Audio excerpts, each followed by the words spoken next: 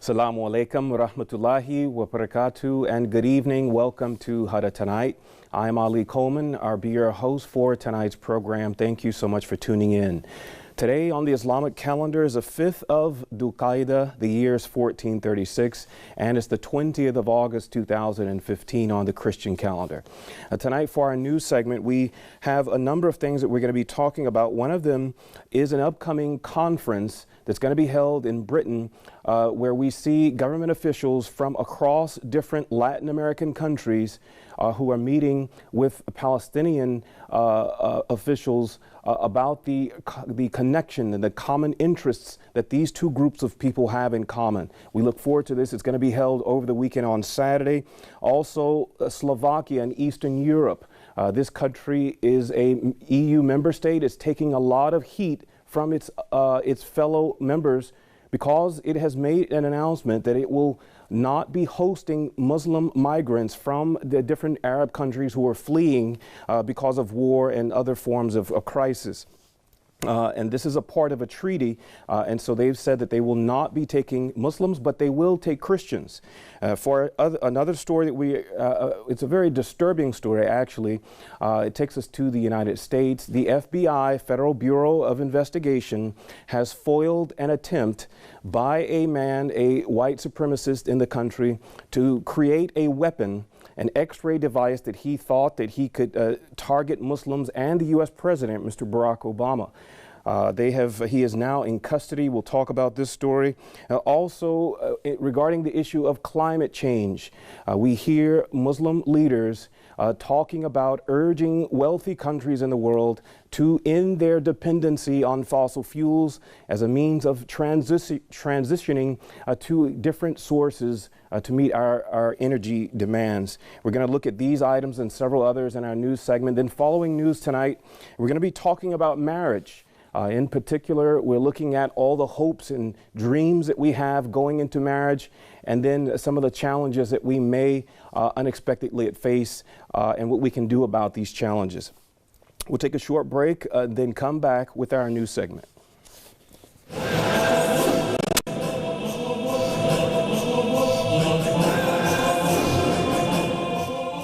Assalamu alaikum and welcome back to Huda Tonight. For our first news item this evening, we're going to be going to this upcoming conference that's scheduled to be held over the weekend on Saturday. This weekend, it's going to be hosted by the Middle East Monitor, also known as MEMO. This is a nonprofit organization that monitors as well as publishes stories about Palestine and the occupied territories as well as the wider Middle East region. They will be hosting this international conference on Palestine and Latin America. This is a one-day conference. Again, it's scheduled for Saturday, August the 22nd. It's going to be attended by academics as well as members of parliament from the respective Latin American countries, also ambassadors, other senior level government officials from these countries across South America. The meeting will be held in the British city of Westminster. The theme for the meeting is Building Solidarity for the 21st Century.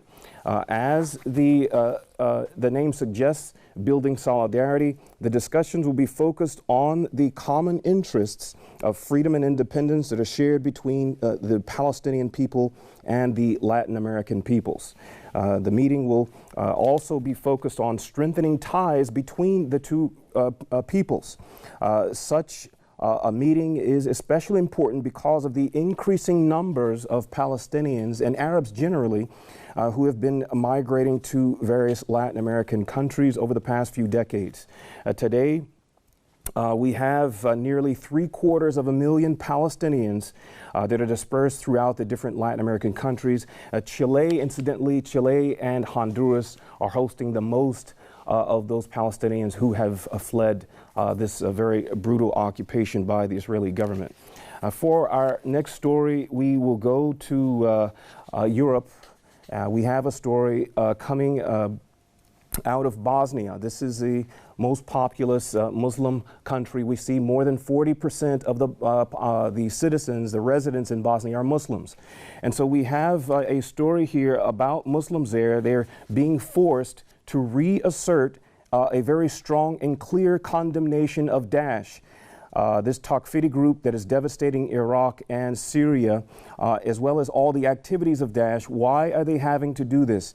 Because of what they describe as a very bothersome campaign by certain European media outlets that are spreading misconceptions about their alleged status as a recruiting ground for Daesh. The Mufti of Sarajevo has dismissed these reports, saying, quote, that the issue of radicalism in Bosnia is often blown out of proportion and used for political purposes to portray Bosnia as a threat to Europe and a breeding ground for terrorism, end quote. The Mufti, he also says that they make a very limited phenomenon appear much bigger than it really is. The Mufti's views are echoed by the Muslim youth in Bosnia. For example, there's Idris. He's in the Bosnian town of Gorja Maucha. He describes the phenomenon as, quote, it's the law of the strongest. The media have the right to say whatever they want about us, and we cannot do anything about that. They call us terrorists to tarnish the image of Islam, he says, end quote. In fact, the Muslims in Bosnia decided to take a proactive stance against this campaign by seeking out media, the press, to tell their side of the story, to have a stronger position. We also heard from a professor of criminology at Sarajevo University. He says, if anything, nationalism is definitely much bigger feature in Bosnian society than radicalism. He also says that there have been lots of efforts by both the government and Muslim leaders to suppress, to combat, to put in check all these efforts to radicalize the Muslim youth in the country. We will stay in Europe, in Eastern Europe, for our next story and go to Slovakia for this story that is causing a lot of heat and tension between that the country is receiving from European Union member states, because it has said that it will not accept Muslim migrants who are coming from different Arab countries such as Syria. They said that they will, however, accept Christian migrants into the country. Now, this has caused, as we said, a lot of backlash. We heard from the European Commission, the spokesperson for the European Commission, saying that we act here in the spirit of the treaty, which prevents us from discrimination. Also, as for the response of European Union members, they have expressed, again, irritation, if not outright anger, and saying that they may even pursue legal action against Slovakia if it doesn't reverse its decision. We've heard from, again, senior level government officials such as the Slovakian Interior Minister. He has said as of this week that they will turn away any Muslims who seek to migrate into their country. And also we heard from the Prime Minister of Slovakia saying that, again, they would accept, however, they would accept Christian migrants. Now, of the European member countries, Germany is hosting the largest number. They are expected to receive 800,000 migrants. Germany is. Also, as for Slovakia, they were slated. They have a schedule for the different countries that receive these migrants. And what prompted this announcement by the Slovakian government was that they are scheduled to receive 200 migrants in the country as a part of a larger number. They have been assigned to host 40,000, which is much smaller than 800,000 that Germany is offering, scheduled to be hosting. Next, we go to Palestine for some clashes between Christians in Palestine and Israeli forces. The subject, the flashpoint, happens to be the construction of what many are describing as an apartheid wall of separation to separate Israeli settlers from the Arabs and the Christians in the occupied West Bank. The Supreme Court earlier this year in April ruled against this wall. However, the efforts to construct this wall have resumed, and once the Christians there on the ground saw the Israeli forces coming to resume their construction efforts of this apartheid wall, there were some clashes. There were demonstrators. There was a rally held. They were chanting these anti-Israeli slogans, and some people were arrested. One man attempted to plant an olive tree, a baby olive tree. He was arrested for that. Also, some Roman Catholic priests, they were trying to pray in an area that was being bulldozed. And so we saw a number of clashes only because of this wall, which is very odd because, again, the Israeli Supreme Court ruled against it just a few months ago. For our next story, we go to this ongoing, decades-long tension between India and Pakistan regarding Kashmir. We have the two sides, they had scheduled talks last year in April, but they failed because Pakistan had a preliminary meeting with some of these separatists in Kashmir, and India, in response, the Indian Prime Minister, Mr. Narendra Modi, he canceled the meeting with Pakistan because of this preliminary meeting that he held with the separatists. And so now what has happened is that Pakistan has held, they've actually invited these same separatists who are in the Kashmir, and this, of course, is not expected to do anything positive for the ongoing tensions between the two countries over this issue. They have fought actually 3 different wars over the past few decades, going back to 1947. So this is a long-standing issue. We want to hope for the best in the Kashmir, a very hotly disputed territory. We next go across the Atlantic to the United States. We have a story here about a white supremacist. His name, Glendon Scott Crawford. He has been arrested by the FBI, Federal Bureau of Investigation, under the U.S. Department of Justice because of a plot that he had to harm Muslims in the country. He had to create designs. He wanted to create it's difficult to describe it, some kind of a device that would emit irradiation, an X-ray device that would try to hurt, injure, and possibly kill Muslims. The plan was to create this device, this X-ray machine, and conceal it inside of a van and move about and secretly try to kill Muslims. Now, all this information came because of a sting operation. He actually went to a white supremacist leader, the leader of the Ku Klux Klan, the Loyal White Knights in the state of North Carolina. But because this leader of this group, the Ku Klux Klan, which also we should give you the history, this is a long-standing domestic terrorist organization that was formed after the U.S. Civil War in the latter part of the 19th century. They initially targeted African Americans. They are still in existence. And so the leader of this group was actually working with the FBI, and he told all of his plans and had recorded conversations of all his plans. He gave over all this evidence. The FBI came to arrest him. He also had some very serious insults of the U.S. president. Alhamdulillah, we don't know whether the validity or whether or not this tool or this weapon could have been constructed according to his plans, but we're very glad that he has been arrested. We will next go to ongoing concerns about climate change. We have been seeing in recent weeks from different world religious leaders, including the Pope of the Roman Catholic Church at the Vatican, and different Muslim leaders as well, including what has been produced as a Islamic climate declaration on climate change. They're strongly urging wealthy countries to end their dependency on fossil fuels. This is a strategy that they believe will help address all the climate change concerns.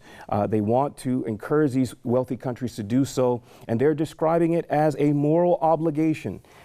They issued a statement saying that the moral obligation to reduce consumption so that the poor, referring to poor countries, may benefit from what is left in the earth's non-renewable sources. So the idea is that those resources, which are a finite number, there's only so much oil that we can extract out of the earth.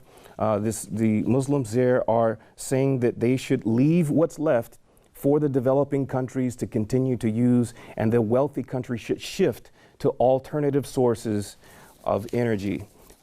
We are very hopeful for our future, all of us. This is a human concern. This is not something that is separated, that it impacts all people regardless of nationality or religion or ethnicity. And so we're very glad to see the leadership of these Muslim Council issuing this Islamic Climate Declaration. We'll move to an award that was recently granted to the country of Bangladesh.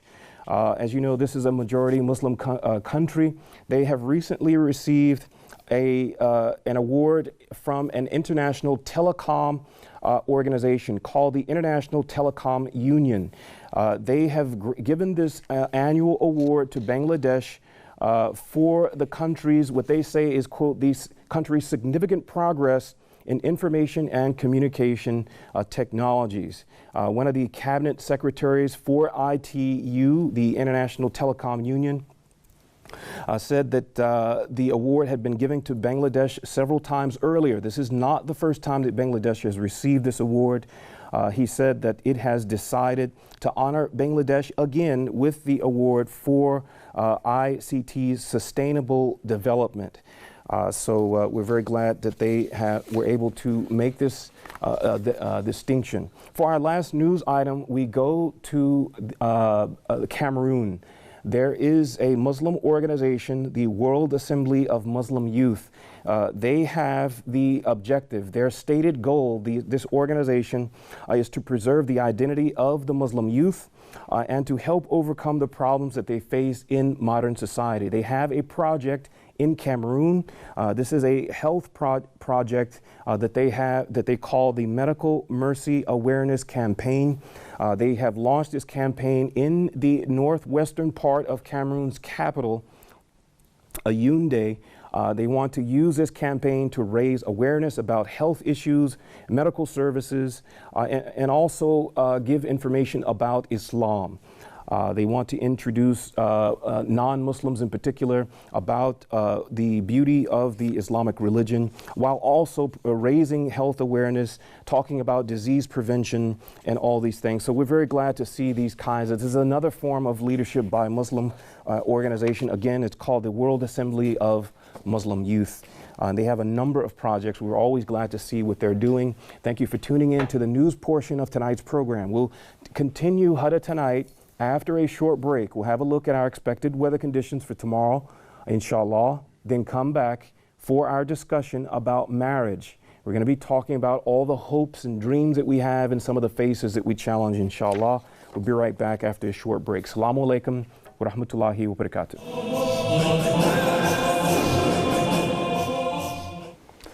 Welcome back, our dear brothers and sisters, to Huda Tonight, and I'm really honored and happy to be back today.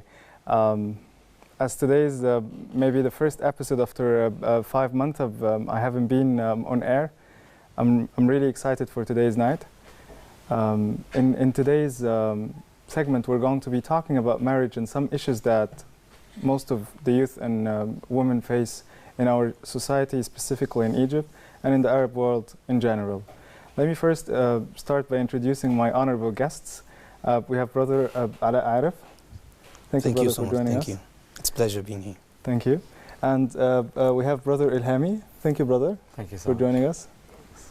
And Brother Omar as well. Thank you. Thank you. All right.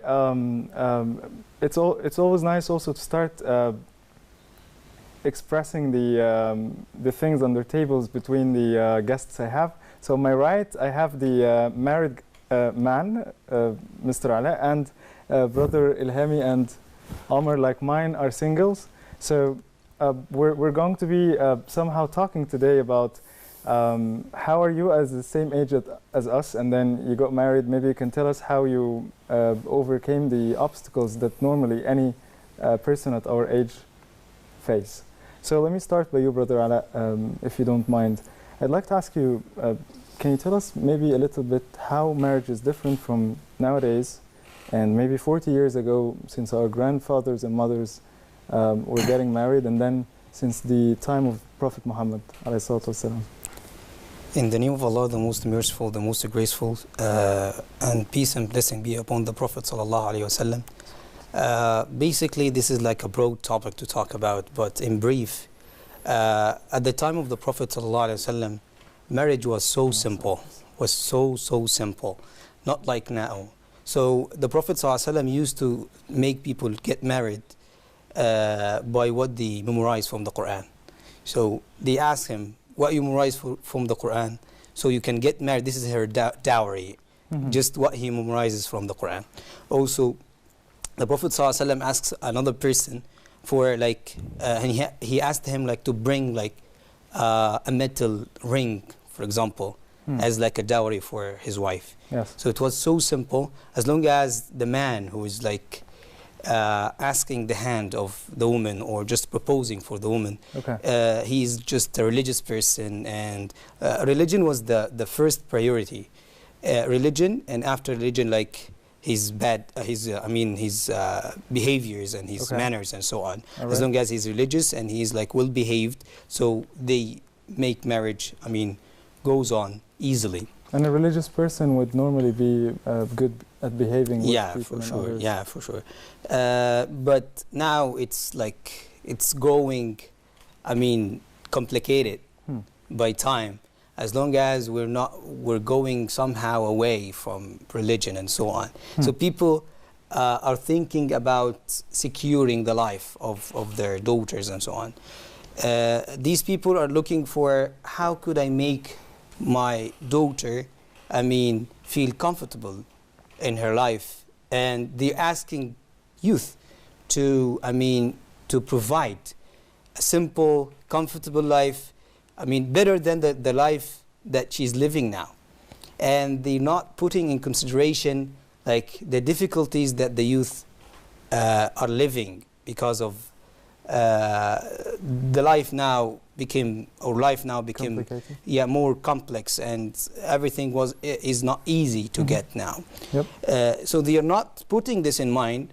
They're putting their self-interest, or here this kind of selfishness.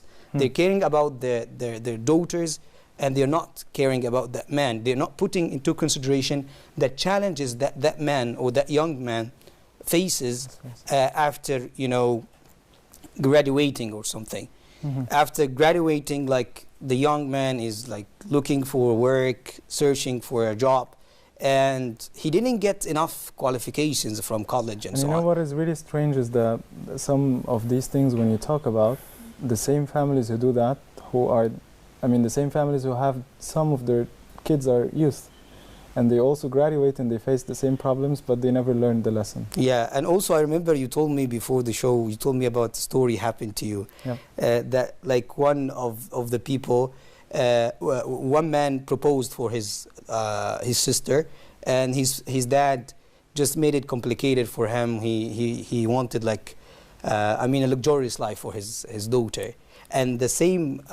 it was her brother, actually. Yeah. The brother kept making... the brother himself, not his dad. No, yes, exactly. Yeah. Because the strange thing behind the story is that same brother who asked the man for so much requirements and so much things to be able to marry his sister, and then finally the man couldn't afford it. When this man tried to propose for another woman, the same happened to him. And he was wondering, why are people doing this to me? And what actually, goes around comes around. You know, what is really weird here is not that this family did the same to him, is that he was surprised. Why are people very complicated, and why do they do that to the society and the youth, and they don't feel and they don't know anything about us? We don't admit that it's our fault at the end of the day. Yeah, exactly. All right, let me move to Brother Ilhami and ask you, how do you see marriage nowadays? Okay, in the beginning, after praising Allah, the Almighty, the sustainer, the maintainer of the whole universe, after praising the Prophet Muhammad, may peace and blessings be upon him, I'd like to say it's really ridiculous to see, not marriage, I mean, to see like in the past, as you said, it was so simple. And many marriages succeeded, and they made it out, like our grandfathers, grandmothers, our mothers and fathers. But our generation, like right now, if you know that people are thinking about securing marriage and making their daughters comfortable, and that's why they have excessive dowries and requirements and stuff like that. Yes. So it should be secured by the end. It should be like safe, and the daughter should be happy. But what would you say if you know that the latest statistics in Egypt, 1992, there was 7% of divorce cases, and the divorce rate raised up to 40% in 2013. Which means like complicating marriages and thinking that this would secure the girl and will make the couple's life happier. This is completely ridiculous. Yes. So the more simple we are, I think, the more successful it is. And this wouldn't happen like throughout all the decades and like 1400 years ago. Yeah. Marriage nowadays, I wouldn't like to generalize, but I would say that there is maybe few successful stories, and they made it when they applied what the Prophet ordered us to do or something. So one of them was one of my colleagues. Her name is Sarah, and she's from America.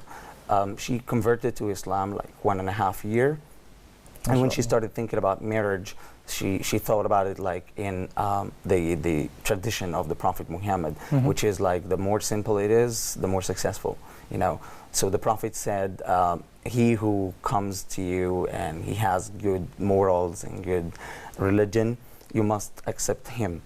And if not, it would be great conflict and big corruption. Yep. So she made it, and she said, like, we didn't have an apartment. My husband, he's Egyptian, and we started from scratch. So the idea of marriage right there is to build it up together. So in other words, she had no requirements? Like she didn't ask for anything? Not that much. Like it was like very simple. Like she accepted to start her life with him and take it little by little until they made it up or something. And this is like some parents' life in the very beginning. Like they started like that. My parents did it the same. Like they started from scratch. Yes. But what many families these days don't understand is that they forgot their past. Yes. The idea is like she's now happy and like she made it up. So the thing is, I think it's attainable. Like it could be done. Like we made it impossible. What is possible? That's the thing. Like we start up and we start like building up the life together. That's the main idea about marriage. Yes. But nowadays, you see all around, people do not follow this rule, and that's why it's complicated and it's unsuccessful. Yes, this is pretty much true.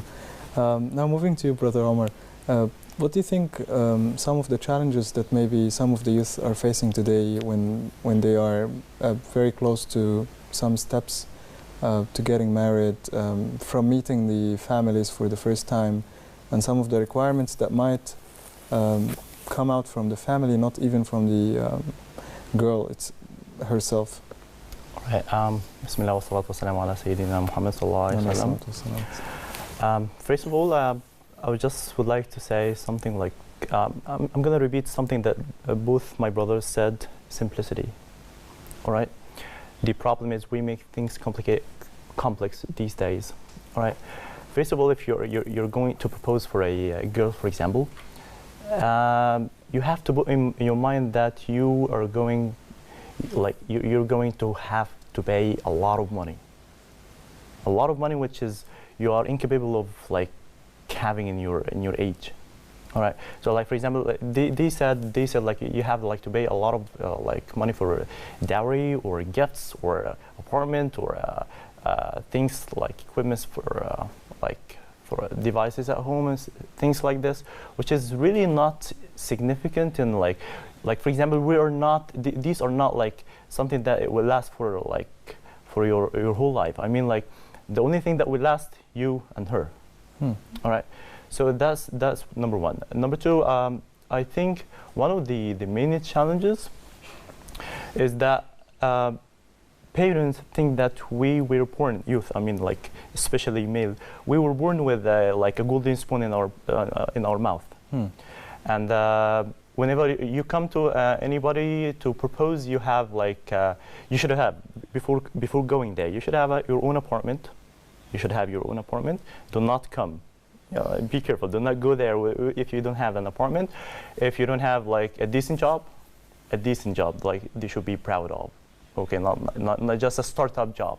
Okay. So an entry job. Not an entry job. Like I don't know how do they think, like if they have like a son, he will start from the same level that we were starting from. And if they are like one of the other challenges that we see, like comparison. Comparison, like if we compare, like for example, if I'm proposing for a girl, her dad is comparing her like his position with my position. Yeah, I see. And that's really difficult. It's really difficult to comprehend. How come? Like after 40 years from like work and exerting efforts, you build up your fortune, and now I'm still at the beginning of the road. So that's really difficult to comprehend. So these are like some of the main challenges that you might face if you are like proposing. I see. All right. Thank you, brother. Now, getting back to you, brother Ala, can you tell us maybe more of the obstacles you've faced? I mean, like how did you overcome maybe two of the obstacles that the brothers mentioned here when you were getting married? Basically, I was somehow lucky. Because, lucky. you know, alhamdulillah. My dad helped me a lot in having the apartment, so he helped me with that. So it was like the half of the way to have your apartment. So you are proposing with like great courage and bravery, like I have an apartment. And alhamdulillah, you know, I started up working while I was I'm very sorry, brother, to interrupt you. I'll get back to you right away. We just have an important phone call from Sheikh Karim Abu Zayd. Welcome in the studio. Assalamu alaikum wa rahmatullah. Wa alaikum assalam wa rahmatullah wa barakatuh. Welcome, Sheikh Karim. Thank you very much for sharing with us today. As you know, we're speaking about the difficulties that face our youth nowadays when they start thinking of getting married, and it's never easy nowadays to get married. We'd like to hear from you the Islamic perspective on what's happening nowadays, and maybe some solutions and recommendations from your side to this. Alhamdulillah, wa salatu wa salamu ala rasulillah. Ashhadu an la ilaha illallah, wahdahu la sharika lah, wa ashhadu anna Muhammadan abduhu wa rasuluh. Jazakallahu khairan. I feel so bad for interrupting the brother. I was enjoying his story. No problem. I wish all the parents can help the children get married, and then we don't have a problem. Inshallah. But unfortunately, this is not the case. You're really dealing with a big issue tonight on the show. I have to admit, and this is a mounting problem too. Is the societal norms are really dominating and overriding the Sharia in all aspects. I think if we go back to the religion, one of the holistic aims, maqasid al-Sharia, is the protection of the progeny and the honor of the individuals. And this is really the aim behind the institution of marriage. Simply is to make sure that adultery, fornication is not spreading in the Muslim community, because we all have that sexual desire, and if it's not fulfilled in the proper channel, then it will be fulfilled in other channels, which are unlawful in the sight of Allah subhanahu wa ta'ala. Add to this, the children are entitled to be born to a father and a mother, not a fornicator and fornicatoresses, or whatever the proper English here is. They are entitled to be born to an identified father and identified mother. Yes. This is the purpose. This is the aim of marriage. Is simply to get the man and the woman together in a lawful way in the sight of Allah, to live together and to begin, starting a family. Now we turn this into some sort of a bargain. You go, and I was enjoying your guest presentation regarding, people who just got graduated from college. They're probably still paying their school debts, and now he has to bring in a house fully furnished, and sometimes they make it a condition that you have to bring the furniture from Italy, and sometimes we hear weird stories. The bottom line is, also I heard one of your guests talking about the sister from the United States also, I think that the middle way is the ideal. The guardian should at least demand a decent, reasonable life for their daughters, according to what is customary, relying also on the condition of the person, the one who is proposing. We have to look at him, especially if you have chosen someone on the basis of religion.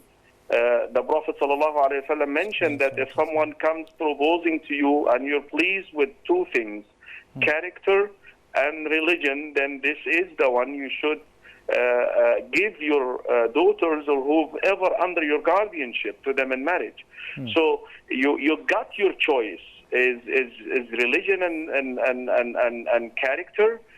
Then you should be able to compromise a little bit once it comes to being demanding on behalf of your daughters. We should strive to live reasonably. We don't have to have a flat or a house, with 5-6 rooms. It can be one bedroom and one kitchen and one bathroom, nice, neat. So there is a reasonable way to go about it, and I think this is where we need to invite Muslims back to that middle path. But I'm telling you, it's easy to say that stuff on TV shows, but how can you go out there and change that culture? This is the real challenge, in my opinion. And the only way to do this, dear brothers and dear viewers, is to take the people back to the deen and the essence of the religion. And I hope I'm not taking away the time of your guest. And Jazakallah khair for yes, sure. Of course not. We're actually enjoying your talk and your insights a lot. Brother Omar, have a question for you, Sheikh Kareem. Assalamu alaikum. Sure, inshallah. I've got a simple question. What if, like you said, like if a man who is religious and he is has morals, he's proposing for a girl, and their dad, her dad or her mom refused him because lack of money or things like this, and there is kind of feeling between both of them. I mean, not in a bad way. I mean, he is recognized with his good with good morals and this kind of stuff. But the problem is their parents, they are looking for the materialistic things. So how do we deal with this? Like for example, they are destroying two people's life. So how do we manage solving these? Are we talking about the Sharia aspect of the issue? What should you do? Or are we talking about the way that we should go about convincing the father or the guardian of the sister?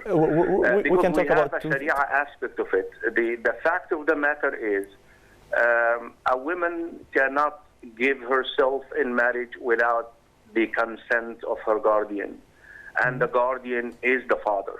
And there is no question about it. And he cannot remove him whatsoever. And the hadith is out there that any woman who gives herself in marriage without the consent of her father or guardian in this case, Of course. her marriage is invalid.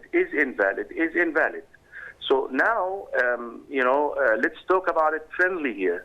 I also have to point out that this does not mean that the father is entitled to force the daughter into the marriage too. So we have to make sure that this is conveyed, because this is one of the misconceptions that we hear in the United States, for example.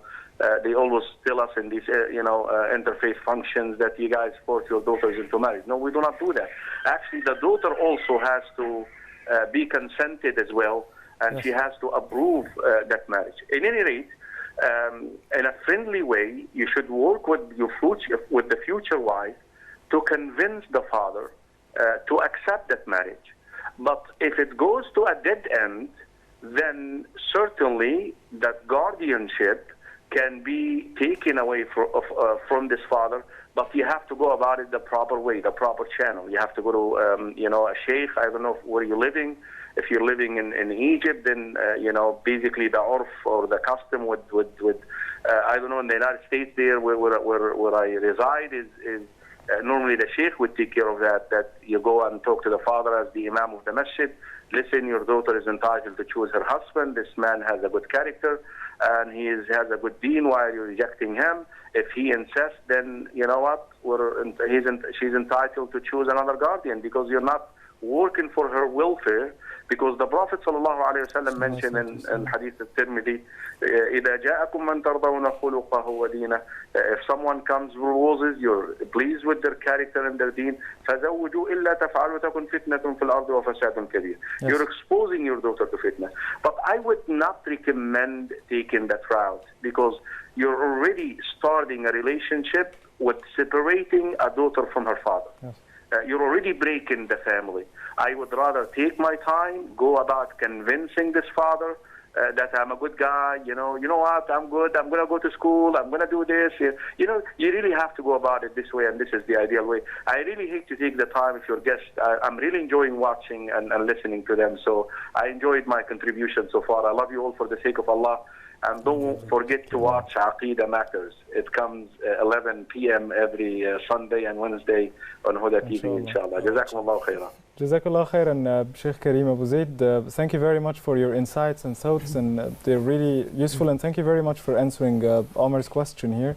I'd like to give a last comment and then get back to the question of Brother Ala. I understand that to some extent you may need to, as Sheikh Karim said, you may need to choose another guardian for the girl. It sounds very difficult and tough after the father had brought up his girl to this age, and then when it comes to a new stage, in her life, that you separate the girl from the father. I wish this will never happen to any family at all, but I think working harder is the best option. Maybe trying to convince him in 10 ways, I'm not going to say in a way or another, because I'm sure that if any of us has a target, we'll keep working on it and try over 100 ways to get it, if it's a real goal for me. If it's not real, I may try once and then second, then third, and I may say, okay, I'll give up. But if it's a real goal, you'll never leave it until you gain it. Right, Brother Ala, please resume your answer. I'd like to remind our dear audience with the question. It was about. Yes, please. You asked me about how did you overcame the two of the obstacles. The obstacles that Omar mentioned a while ago. But before I go on, I'd like to thank Sheikh Karim for his contribution, and I would like to tell him he's one of my beloved speakers here, or Sheikh in Huda, and I love Aqidah Matters. I benefit a lot from this episode and this show. It's really amazing.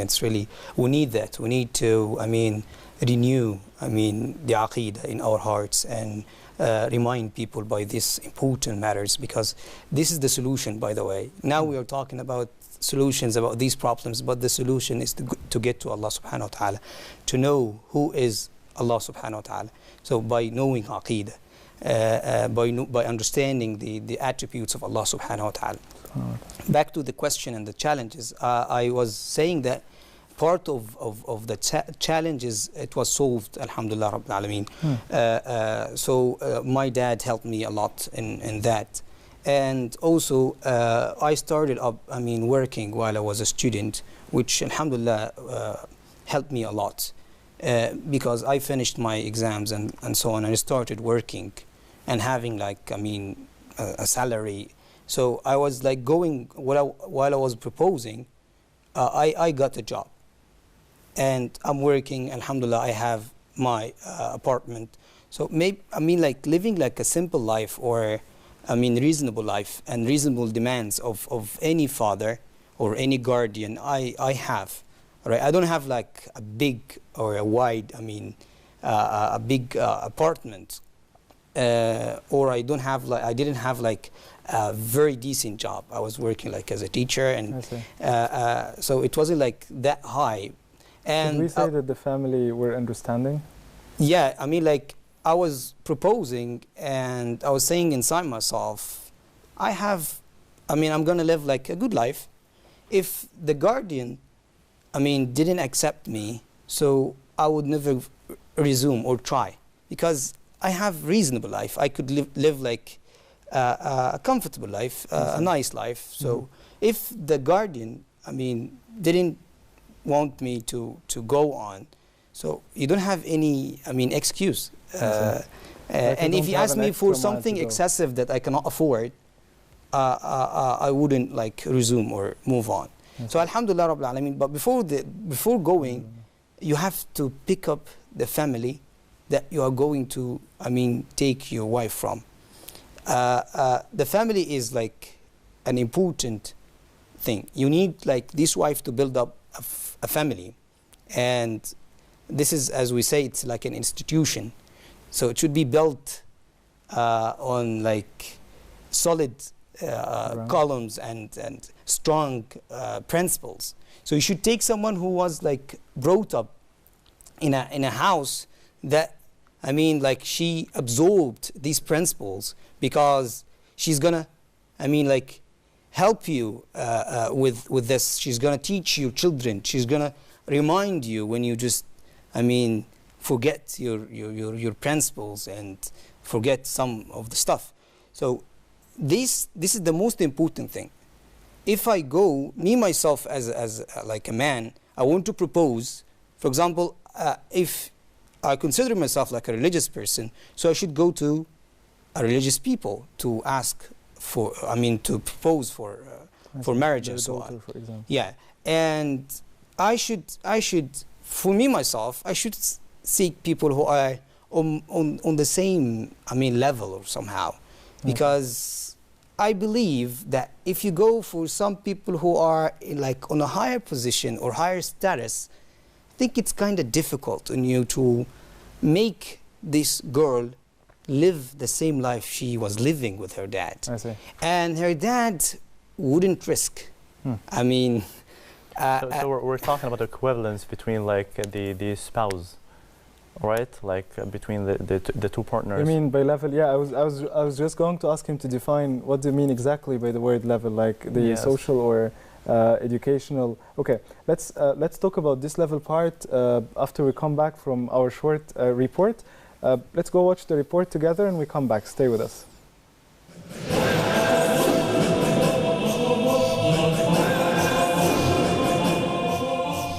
Check. I have one for Michael. Can I actually have two for Michael? Yep. So check. So what's her name? Her name is Sarah. Sarah? Yep. Did you talk to her mom yet? No. Why not?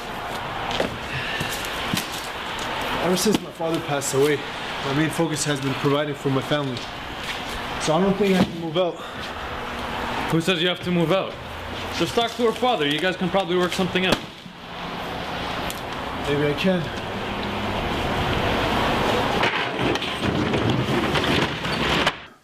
Amo, I want your daughter. Amo, Uncle, I want your daughter.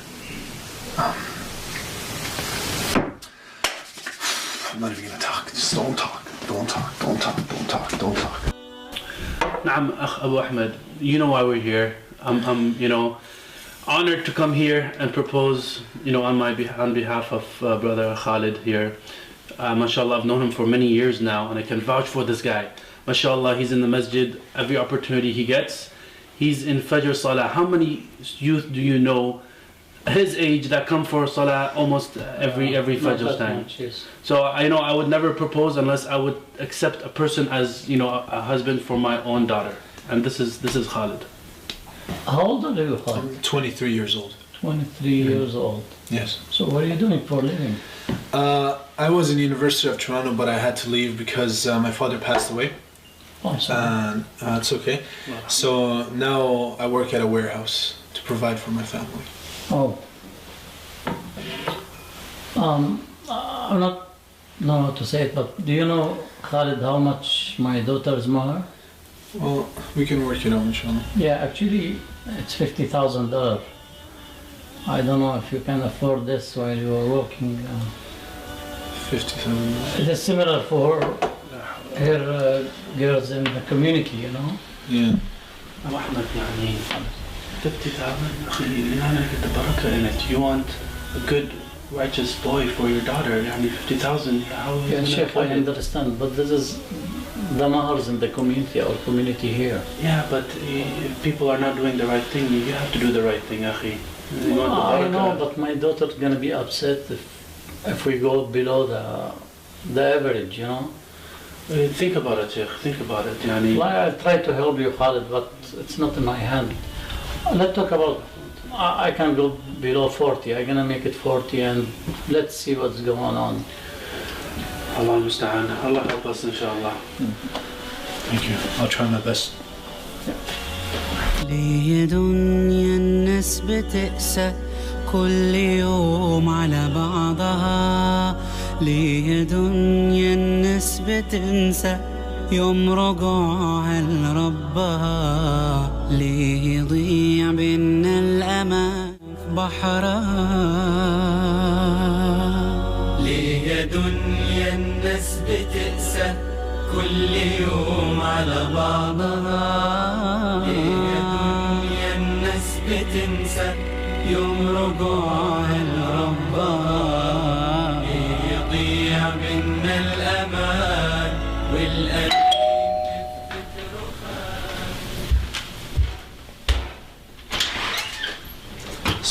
تفضل عليكم السلام ورحمة الله. Sorry to bother you. To be honest, I know we made a deal that the dowry would be $40,000, but I sold everything I have. And I was only able to get $20,000. I'm really sorry. Let's work something out. Khalid, it's too late actually. Why is it too late? Amr, she's not happy. It's not your business, Khalid. دنيا الناس بتقسى كل يوم على بعضها على بعضها ليه يا دنيا الناس بتقسى كل Can you let it go already? Hey, let it go! Why is this happening, man? Is it because I'm not a doctor, or an engineer, or a lawyer? Or is it because I can't afford to wear a suit and a tie? What is this, man? Hey, get up. Stand up! Are you telling me all you can think of is your father's mistakes? Really? Why can't you just think of your own mistakes? Why can't we just accept what Allah destined for us?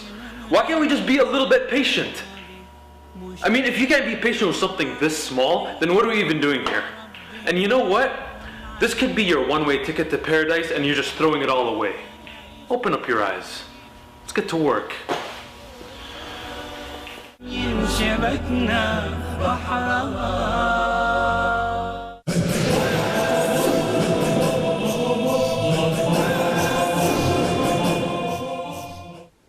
Welcome back, our dear brothers and sisters. After the short report, we're still talking about marriage and what face the youth nowadays and complex issues and too many requirements that hinder them from getting married. Now, let me move to Brother Ilhami and ask him, can you provide us with maybe one or two examples of people who apply, I mean, they try to propose nowadays I remember before the episode you told me maybe some of your friends that you know they tried to propose for girls and their families were not really helpful and they were not supportive, and at the end the proposal failed. I mean, he couldn't get married. Well, one of them, I'd like to state something that might be different a little. Please. Because many people believe that the main obstacle is the financial obstacle or the economical one. But once they cover this part, they figure out it's not about that. It might be like more related to mentality, way of thinking, and some sick customs and traditions in our societies right there. Like one of them just proposed to one, and like they kept like burdening and all of this stuff, like asking for this sum of dowry, and maybe one of the biggest things was the apartment. Like we needed nearby the family, her family or something. I want our daughter to stay beside us or something. And for sure, like maybe the daughter might try once or twice, and then it turns into a fight. After this, like I mean, you mean they were asking for an apartment that is close to the family's house? Well, it's a big trend nowadays. Oh, okay. Some girls. I mean, this is really new to me because I mean, having an apartment is an issue itself, but having the apartment far, yeah, I mean, like having the apartment far from the family's house, that's a new thing. Yes, I mean, we want it's a our brand daughter new beside us, like, you know. And sometimes like she will not leave our house, like she stays with us, or you get something like very next to us or something. And after you get the apartment, it's not only the issue, like you know, find how it something looks else like, how many rooms, how many bathrooms, how many kitchens, and I feel okay in it, or I don't feel well, so then replace it, change it, or something.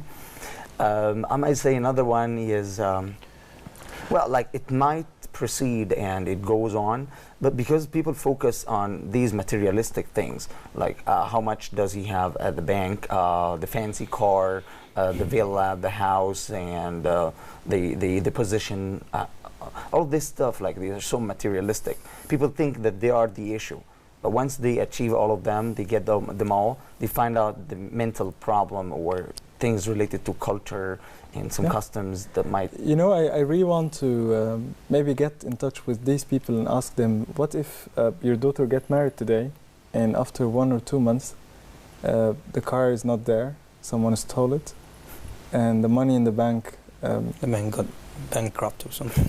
Yeah, like let's say, I mean, he's a businessman and then he put the money and invested, and the project lost it, and the project failed and couldn't continue.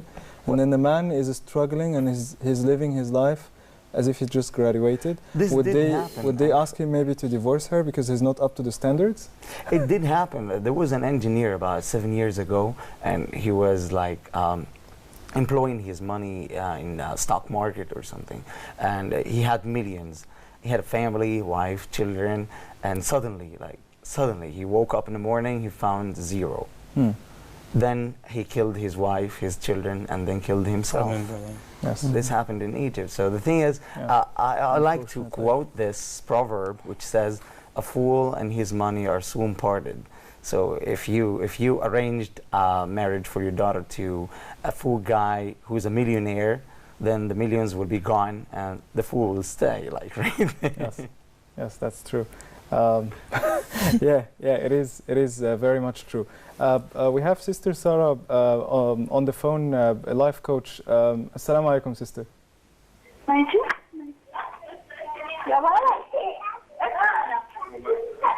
Could you please switch off the TV and hear us from the phone? Hello. Assalamu alaikum. Okay. Now let me move to you, Brother Omar. Now I also spoke to you before the show, and you were telling me that you have a personal experience that you would like to share with our dear audience. Yes. Regarding proposing as well. All right, I'm going to talk about my personal experience. I proposed twice for the same person. Okay. The first time I got rejected on the phone. Okay, because I just finished my military service and I got a job. It was like wasn't paid off. Like So I kept working myself. Once I got like a promising job, Okay. and I had like the money issue wasn't that a problem. Okay, I called dad and I told him that we need to meet face to face. Okay, like that was like a year after. All right. Okay, so we're talking about like if you're pursuing your goal. Okay, so I kept working for myself on myself like for a year or more than a year. I met him. He squeezed me for like 3 hours interviewing me. 3 hours. All right. The father. The father. Okay. Like interviewing, like a job interview. Okay, like how much do you get per month? Where are you going to live? What are you going to do? Stuff like this. Okay. And I discovered the rejection. The reason for rejection at the end of the day was because we live in different governorate, so we're not near. Okay. Okay. So we're back to the point again. Yes, that's number one. Okay. I think Sister Sarah is back on the phone. Sister Sarah, assalamu alaikum. Wa alaikum assalam wa rahmatullah. Thank you very much for joining us today. It's a pleasure having you. Yes, thank you. It's my pleasure. All right, Sister Sarah, I'm really happy having you over the phone because, as you can see, we're in the studio. We're all 4 men, and we'd also like to have the female voice as well in the studio. As we're speaking about the youth issues and problems they face when it comes to marriage, what do you think of marriage nowadays? How is it different from the past? Look, honestly, let me tell you, I've been working with married couples now for like 3 years. You know, I'm actually a relationship and a life coach, but mainly I work with wives and in resolving their problems and teaching them about marriage. I have designed a marriage course to help the women really understand more about marriage because, of course, my initiative was... I'm sorry, I'm running. I left the house because it was too noisy, so I could talk to you. No cases, yeah. The problem is that the false recognition or definition, let's say, about marriage is what has led to the divorce rate that has been increasing lately among married couples and especially the youth. I'm originally a sociology student, and observing that, I discovered that the definition of marriage, the real definition of the institution of marriage, has been totally corrupt. And this is not the problem of the youth themselves, of course, it's the problem of their upbringing, the problem of their parents. They did not make a really good job in educating their kids and telling them what marriage really is. Hence, you have distorted roles, you have distorted obligations towards marriage. Marriage nowadays is actually an extension of a boyfriend-girlfriend relationship that is banned by the society, and hence let's call it marriage and get married and let's just go out in a legal way. So what happens? What happens is that they get,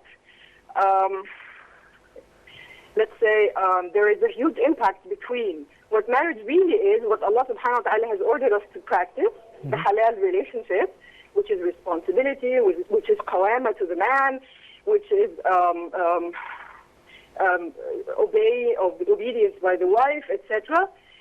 This huge impact with the society and with the real roles that the kids or the youth play right now, this huge impact results in a corrupt relationship and hence divorce rates. So when you come to a guy that is 30, 35, and even 38 today, and tell him, why did you not get married? He will tell you, look around you.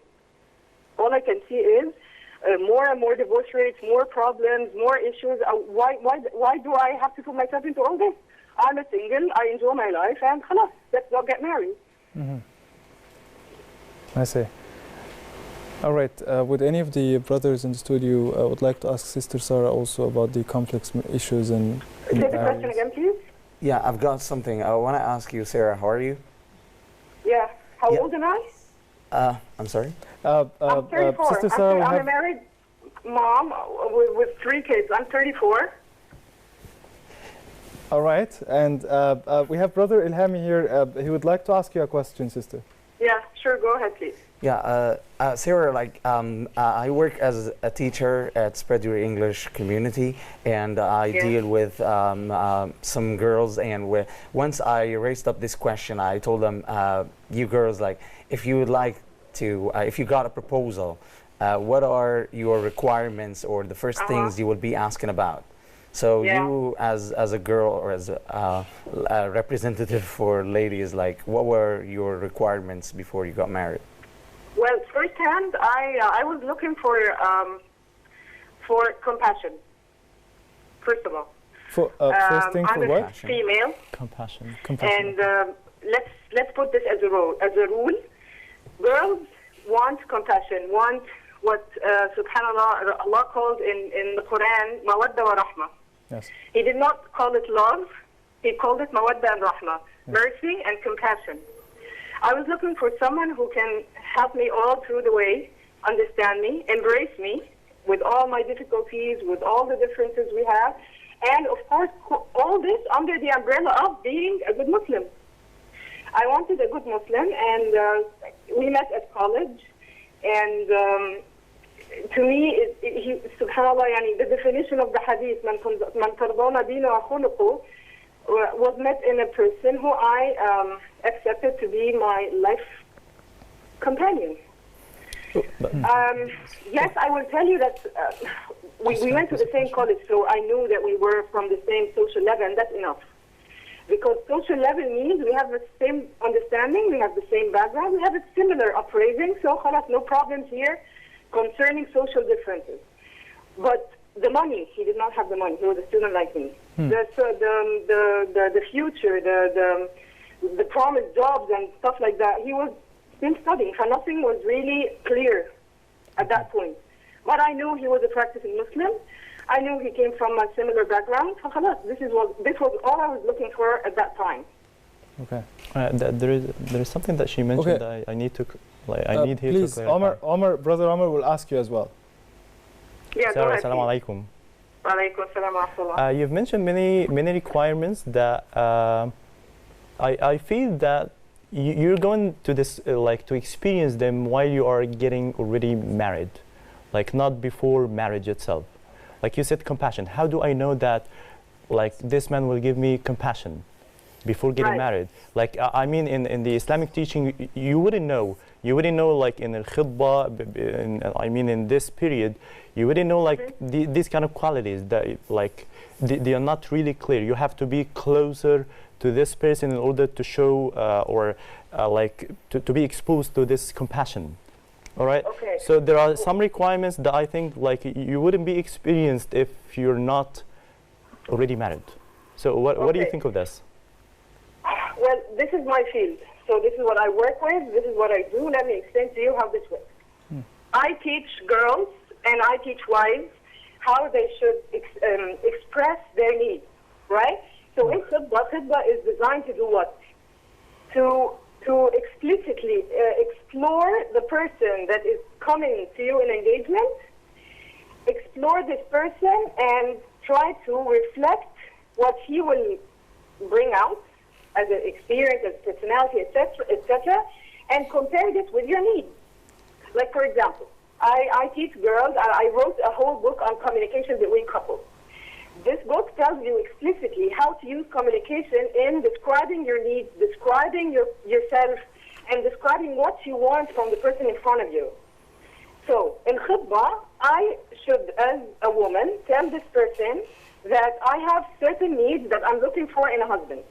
I need him to be compassionate because this is very important to me. I need him to be open because I cannot live with a closed book. I need him to be helpful because I cannot take all responsibilities on my own. So these are here 3 needs, or let's say 3 core fundamentals that I'm looking for in marriage. Has this person described himself as a person who meets these requirements? Great. Then this is what I'm looking for. Do you agree with me that this is important, that this is affordable on your side? Yes, I do. Great. Then we have an agreement. Someone would come and say, no, actually, look, I'm not really talkative. I'm not the kind of person who speaks out. When I'm down, I don't speak. I just...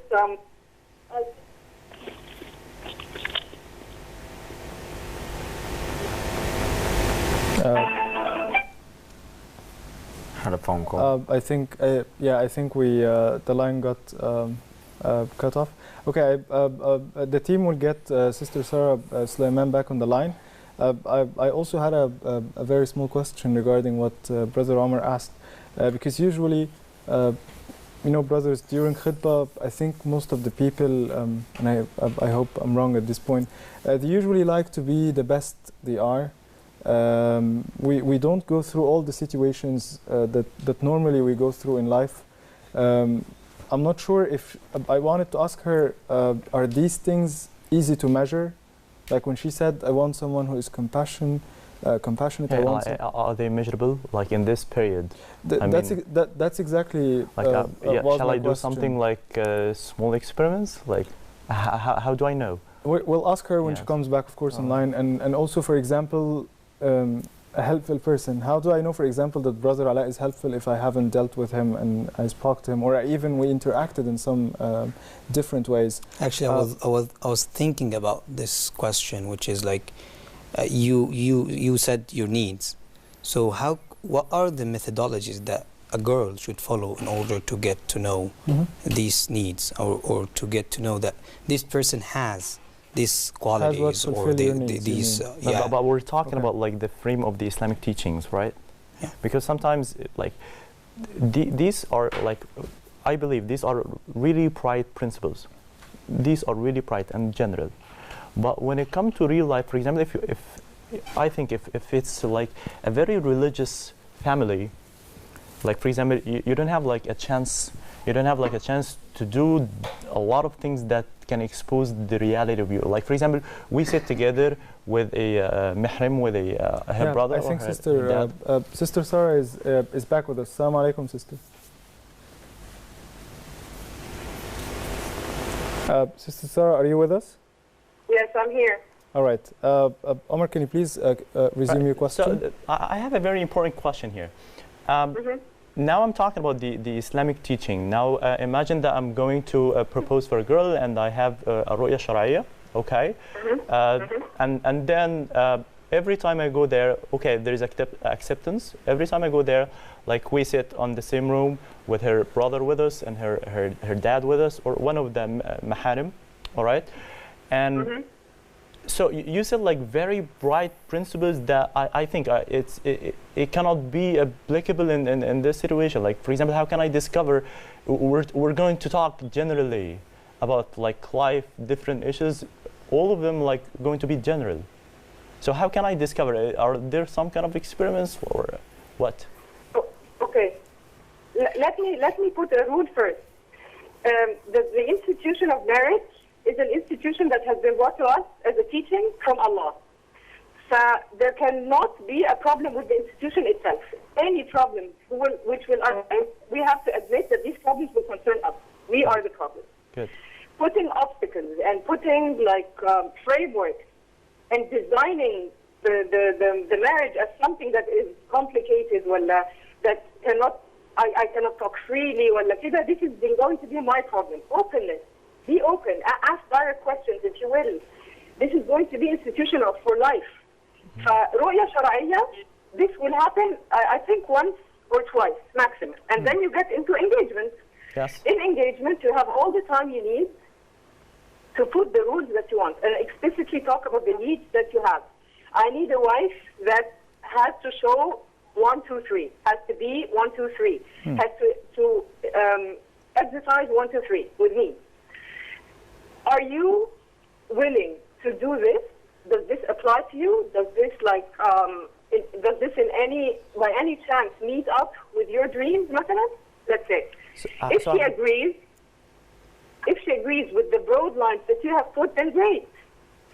Look, you have not been, you and the woman that you're going to see, you have not been raised up in the same house, nor the same family, nor the same neighborhood, hatta, and you're trying to mingle with a person for life.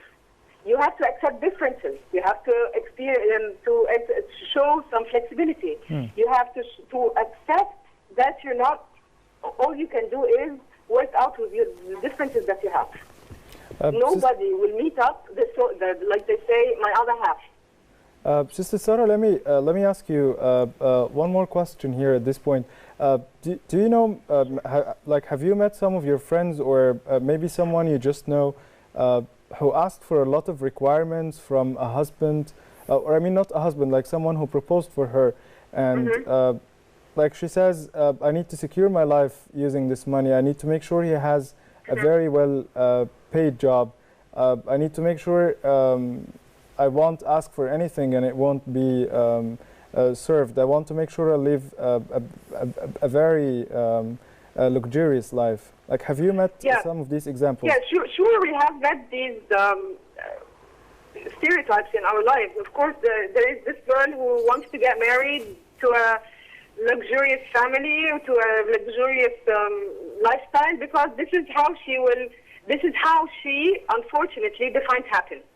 I see. To her, I say, happiness is not in money. Okay. SubhanAllah, when the Prophet said, choose the right person, choose the right woman, he said, أَقَلُّهُنَّ مُهُورًا, those with the least, the lowest dowry, أَكْثَرُهُنَّ barakah. So if you want money, this is earthly happiness.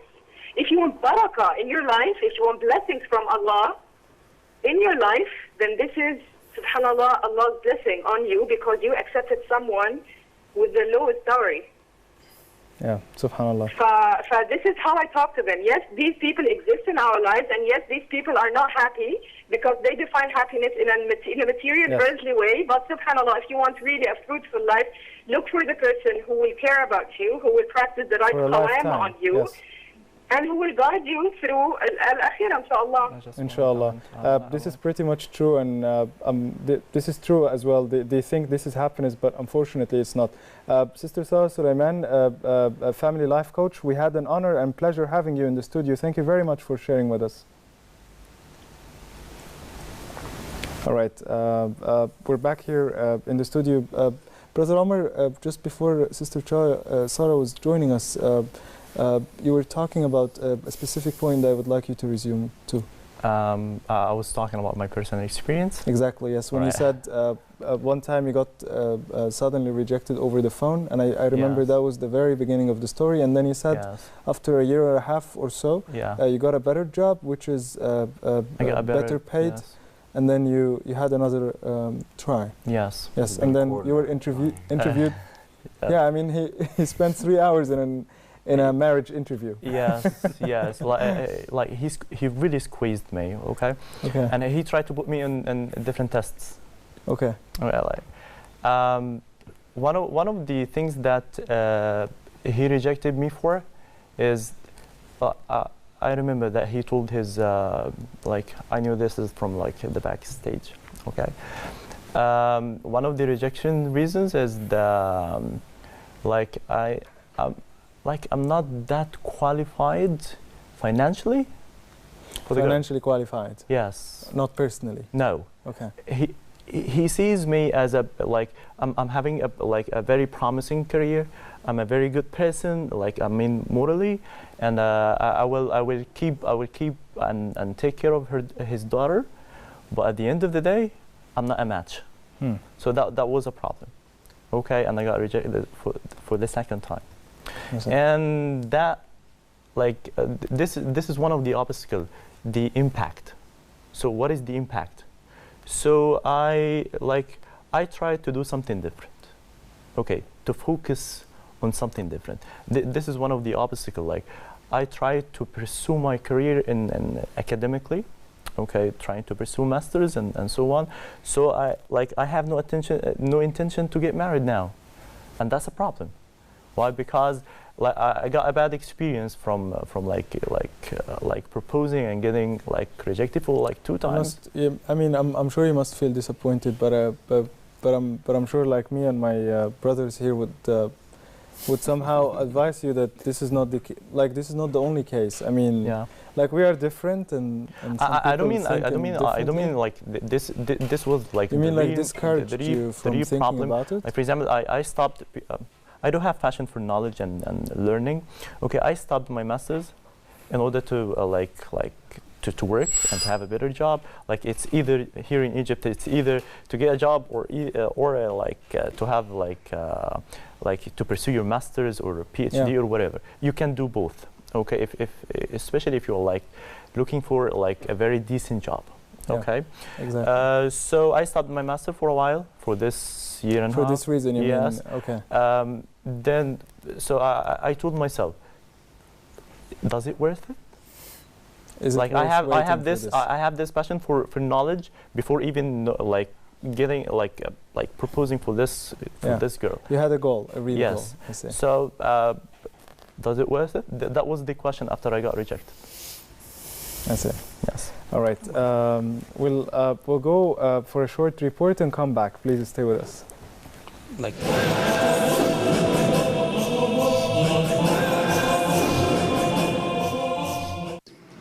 Do not delay nikah unnecessarily. Once nikah is ready, the two parties are happy, get that nikah done.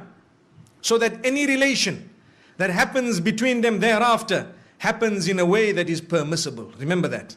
Sometimes people say, no, my daughter is engaged. Brother, 3 years later, your daughter, no, she's engaged. I say, but brother, 3 years have passed. She had 2 abortions in the process. Do you know that? I'm not joking. I'm serious. My parents, you don't know what we know. They come to us for help when they cannot talk to you. I know.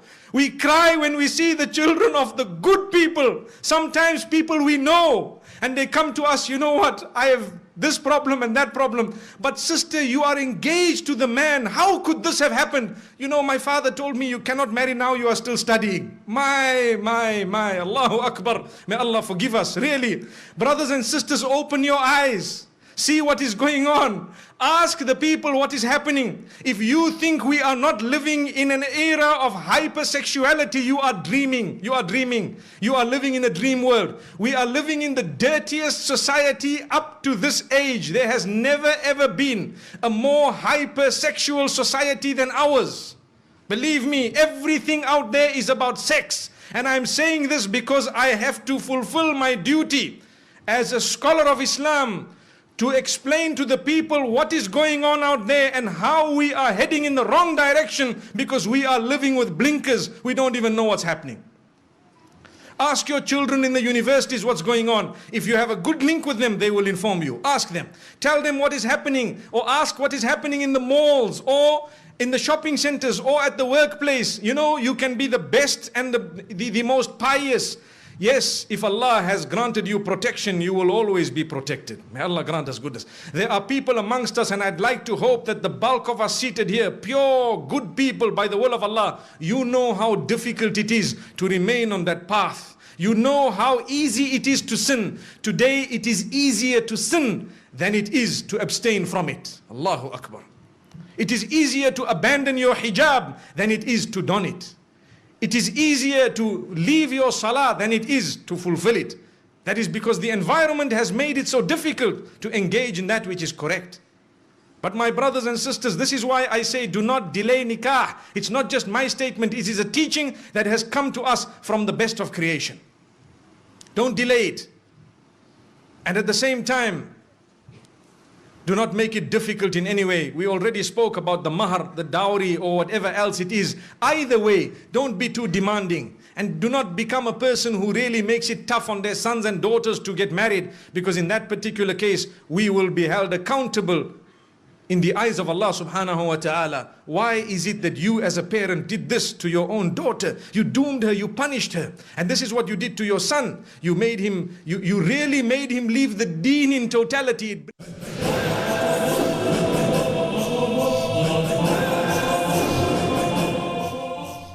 Okay, welcome back, our dear brothers and sisters. After the short report, Brother Ala, during the short report, asked me that he wants to report. He'd like to report on what Brother Omar said and his personal experience, the story he told us about. And in short, I'd like to remind our dear audience what the story was about. It was when he tried to propose for a girl, and he stayed for 3 hours interview with the father. And then later on, for some reasons, one of them is that he was not financially qualified, and he didn't see him to be the husband of his daughter. Please go ahead. As a matter of fact, it's like a heartbreaking experience to see definitely like someone who's just starting up his life, and he, wants to have a better life, and he tried to pursue his dream, and he did his best. You asked me from the very beginning to have a better job. I had a better job, all right? I actually reject the first rejection over the phone. He said he spent almost a year and a half, right? Yeah. And I think that's a proof itself. Yeah, that's a great. But I would like to comment on something. As long as the guardian doesn't know the proposing person, I think it's something normal to squeeze the person, because I'm gonna give you something like a part of me, my daughter. I have been raising her for a long time. I've been teaching her. I have been, bringing her up. I want to, to secure her life. This interview, I didn't like the way Brother Omar expressed it. Your experience, for example, in your experience, do you have such, the whole story, did you have the same interview? Maybe it's not the same, but somehow it's similar. It's my right as a guardian or as a dad to know the person that he's proposing to my daughter.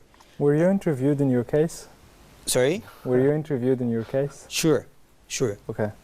And what was it a difficult experience somehow?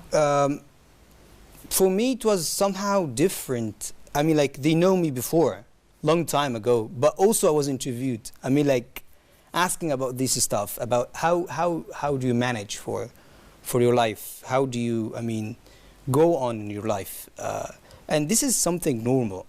Squeezing the proposing person, I think. I can see your point, because if I don't know, if I don't know from the very beginning, this is the first time I see you. For me to see. So I have to know. And what's good about it?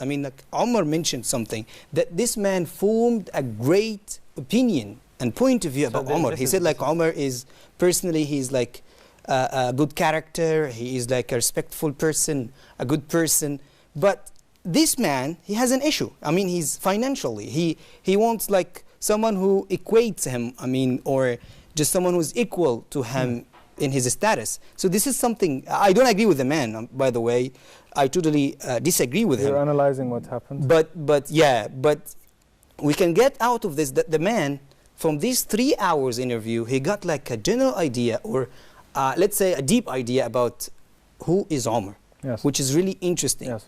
And this is what the benefit of this interview. And I think the main focus of the man was that he was not financially qualified. Maybe he passed the whole interview, except for the part that I wanted you to be in a better financial level.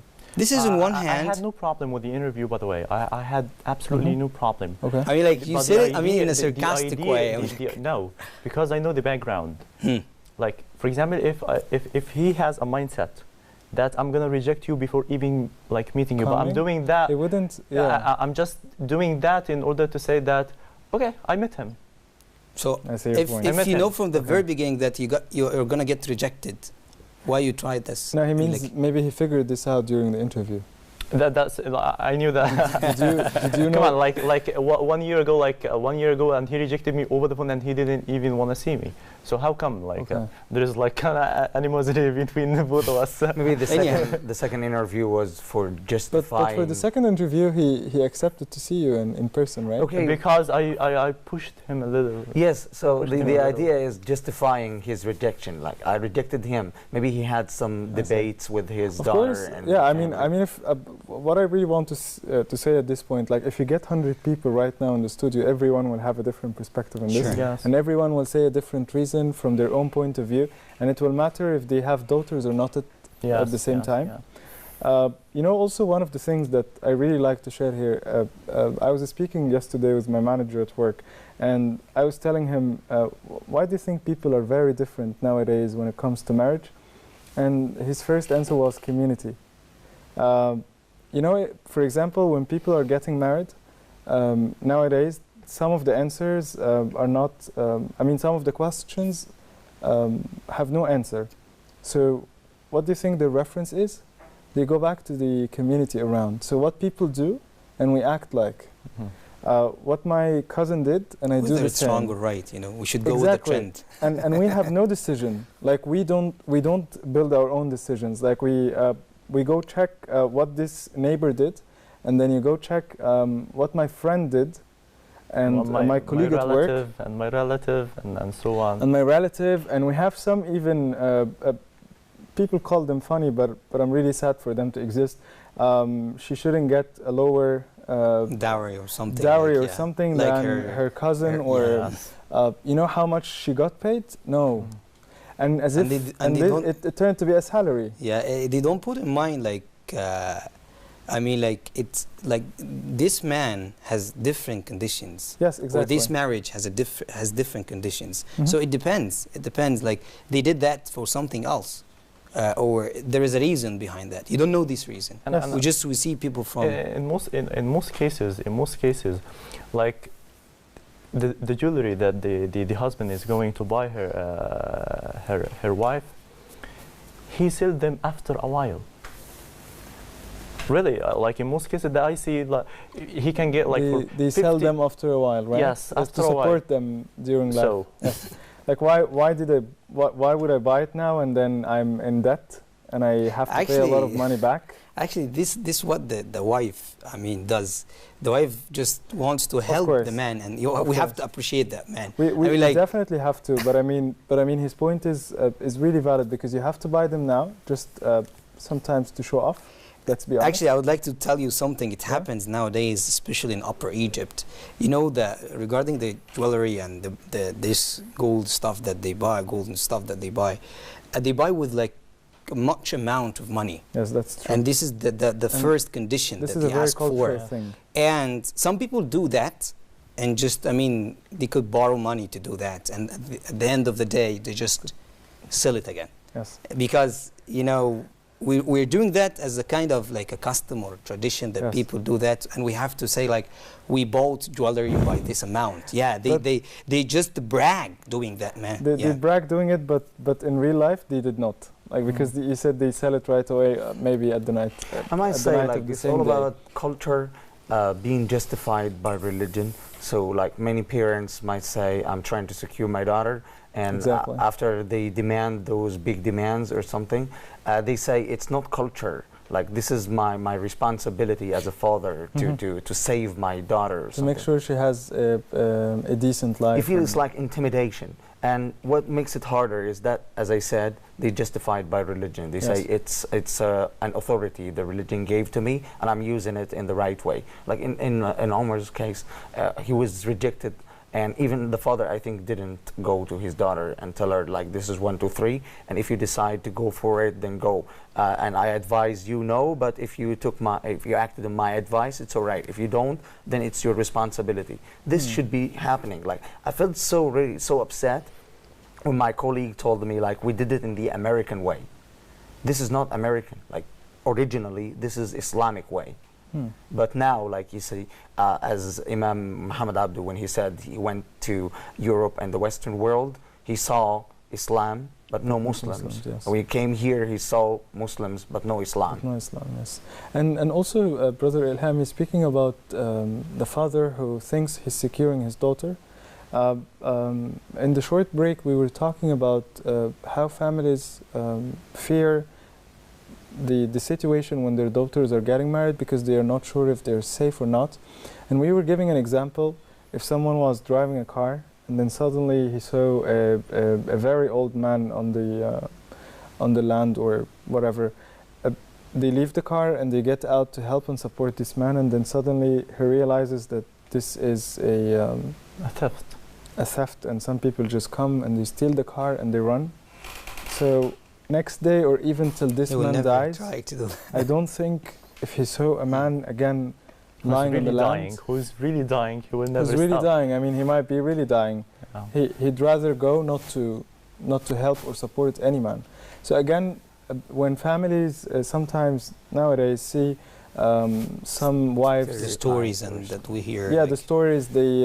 How many divorces are being done now, and so many failures and stories that are not successful, unfortunately. What are your thoughts on this? Like, how do you see people are overly cautious about this? It does really cause some kind of unjustified fear, or might say phobia, if I call it marriage phobia. Like, I've seen many cases around me, they are all unhappy. But I might say something about this. Many people like to keep away envy from others. So they say, I'm unhappy, I'm not enjoying anything, I regret marriage. But if you see like him in reality, you find him like the happiest person ever. But he says, I want to keep people's eyes. So the envious people wouldn't even look at him in a way or another. And I believe like everyone has his or her own story. So do not look at the others. And you might be worried. Worry is okay. But you're worried and you take no actions and you feel afraid and you stay away and you say, I want to stay single, I'm happier like that. I see my cousins or all my relatives, my neighbors, my friends are unhappy in their lives. It's all about responsibility. Yes, it is responsibility, but I can say like happy responsibility, sharing everything you have with somebody else. So it causes like people staying away from marriage, and it drives them forcibly into that bad way that Islam forbids, which is like having other relationships, like being friends and having some kind of illegitimate stuff. You know, it developed like so much, and we see it in movies, and people act like movies, and they start like acting on the ground. So you might have them like having sex, no problems. Like it's now very normal nowadays. Like yes, I see. Thank you. Now, Brother Ala, what do you think about what's happening now due to the complex requirements families put in front of maybe people who propose, like men who propose? Nowadays we can see so many unfortunately illegal relationships, and this is really not supporting the society, and I think even families who see this happening right now, like us, they don't care. I mean, they somehow are indifferent about it. Actually, this point is related to the point we were discussing a while ago, which is like people are afraid, people are worried, and people are. I mean, this fear is overwhelming their life. That's why the guardian is asking for more requirements to secure himself, by the way, basically. Like, he wants to feel safe. He wants to feel like, yeah, he's looking for that. He wanted to, or he wants to get rid of this fear that haunts his life. The team behind the cameras just told me we unfortunately have only 2 minutes left in the episode. I'd like now to maybe have one last word from each of you of a solution, and how do you see people should be reacting in the future towards marriage? Basically, what I would like to get it as like a comment on what the experience of my brother Omar. This is not your case only. This is the case of many people. That people, pursue marriage and then they get rejected, and then they think about, no, I sacrificed for getting married and I couldn't get that, so I just gave up and I'm gonna go focus on my career and so on. Yes. I might disagree here with that point, which is you put your goal on that girl. You didn't put your goal to get married or to get like, maybe it's not your share. It's not, Allah subhanahu wa ta'ala didn't ordain that for you. It's not yours. So you have to look further to find another one who matches you and who Allah subhanahu wa ta'ala made it and wrote it as your partner. You know that for sure it's not yours, so I want you to look forward to getting married, to look forward to getting a better one. Maybe it's not for yourself, you see her as a better one for you, but Allah subhanahu wa ta'ala holds a lot for you, so keep on and think about it. Yes. All right. Brother Ilhami, last word and advice for our dear audience. It's the trend now. Many people say that marriage is stupid.